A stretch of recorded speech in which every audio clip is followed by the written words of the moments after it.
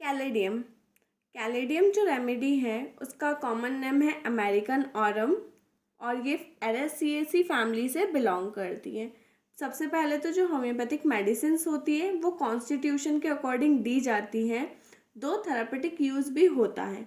तो कैलेडियम के सिम्टम्स क्या क्या हैं? फर्स्ट सिम्टम है very sensitive to noise, slightest noise starts from sleep.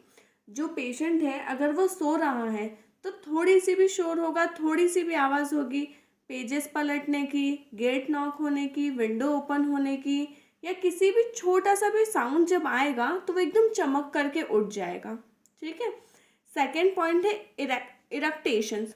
उसको छोटी छोटी सी डकारें हमेशा आती ही रहेगी, खाना खाया हो या ना खाया हो, छोटे छोटे से बर्प्स हमेशा वो लेता रहेगा। Third and the main point of caladium is impotency. अब इम्पोटेंसी बहुत सारी और भी मेडिसिन में है, जैसे लाइकोपोडियम है, सेलेनियम है, बहुत सारी दूसरी दूसरी मेडिसिन में भी है इम्पोटेंसी। लेकिन इम्पोटेंसी के पीछे रीज़न क्या है? तो कैलेडियम में रीज़न है उसका डिप्रेशन। हो सकता है उसका कोई ब्रेकअप हुआ हो, डाइवोर्स हो गया हो, उसके बाद में इम्पोटेंसी हुई हो। तो जो फैक्टर है इम्पोटेंसी, उसके पीछे का अगर हमें रीज़न पता होगा तो हम लोग सही रेमेडी की तरफ जा पाएंगे।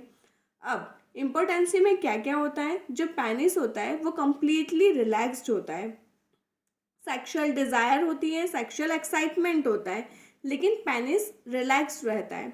अब पेनिस रिलैक्स है, कोई इरेक्शन नहीं है, कोई इमिशन नहीं होगा और ऑर्गेनिज्म भी नहीं मिलेगा।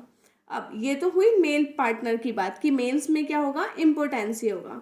नेक्स्ट हम लोग देखेंगे कि फीमेल्स में क्या होगा। तो फीमेल्स में प्लूराइटिस वजाइना होगा, मतलब जो वजाइना है या उसकी लेयर्स देख ले हम लोग, लेबिया मेजोरा या लेबिया माइनोरा, वहाँ पर ईचिंग बहुत ज़्यादा फील होगी। अब ये नॉर्मली तो फीमेल को किसी भी एज में हो सकती है, लेकिन अगर प्रेगनेंसी के टाइम पर ईचिंग बहुत ज़्यादा हो रही है वजाइना में, या ईचिंग का सेंसेशन बहुत ज़्यादा हो रहा है और साथ ही साथ म्यूकस का डिस्चार्ज बहुत ज़्यादा हो रहा है, तो हम लोग कैलेडियम के बारे में सोच सकते हैं।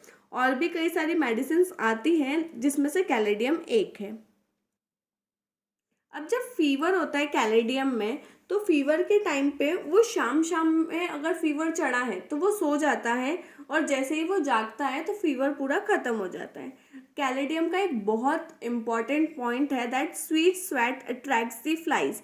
हम लोगों ने कई बार सुना होगा कि तुम्हारा खून मीठा है तो मच्छर ज़्यादा काटते हैं, लेकिन कैलेडियम के साथ ये है कि उसका जो पसीना है वो मीठा है, जिसकी वजह से वो फ्लाइज को अट्रैक्ट करता है और उसे मच्छर ज़्यादा काटते हैं। जो मस्कीटो और इंसेक्ट बाइट होते हैं वो बहुत ज़्यादा तरीके से बर्न करते हैं, ईच करते हैं, क्योंकि उसमें स्वेट है और उसके ऊपर से आकर के मच्छर ने काटा तो बहुत ज़्यादा वहाँ पर जलन होती है। जो कैलेडियम का पेशेंट है उसको हिलना डुलना बिल्कुल नहीं पसंद है, एक जगह जहाँ बैठा है वहाँ बैठा रहेगा। नेक्स्ट जो हम थेरापेटिक यूज़ कर सकते हैं कैलेडियम का, वो है टोबैको को छुड़वाने के लिए। जिस किसी को भी टोबैको की बहुत ज़्यादा लत लग चुकी है, अगर हम लोग कैलेडियम के कुछ डोसेस देते हैं तो हो सकता है कि वो टोबैको खाना छोड़ दें। So this was all about caladium. So please do like, share and subscribe our channel. Thank you.